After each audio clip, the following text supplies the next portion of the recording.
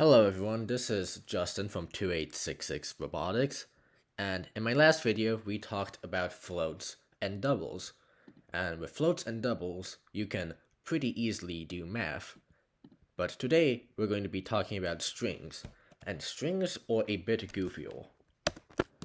So you can declare a string similar to how you would declare the other variables that I've talked about.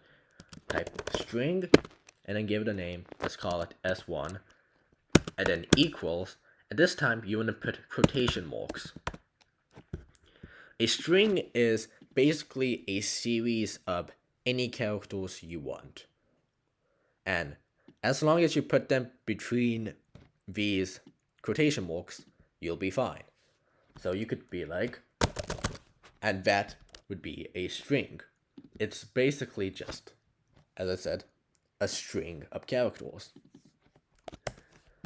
And we could try doing some cool things with this. So if we set string s1 to just be 1, then create string s2 and make that equal 2, and then we wanted to print out system.out.println s1 plus s2, what do you think would happen?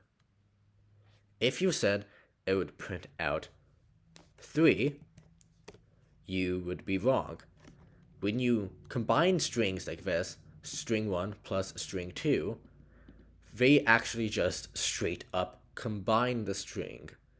This would actually result in this, 12, or more literally, 1, 2. And let's see this one.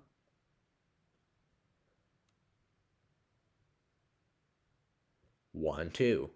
And this doesn't have to be numbers, it can be anything. It could just be like 2866 and then robotics. And let's add a space here. And once it combines, it will result in 2866 robotics. So if you have numbers in your strings and you're trying to do math with them, that won't really work out to the best way, probably. So you'll want to convert them, which I'll talk about in our next video.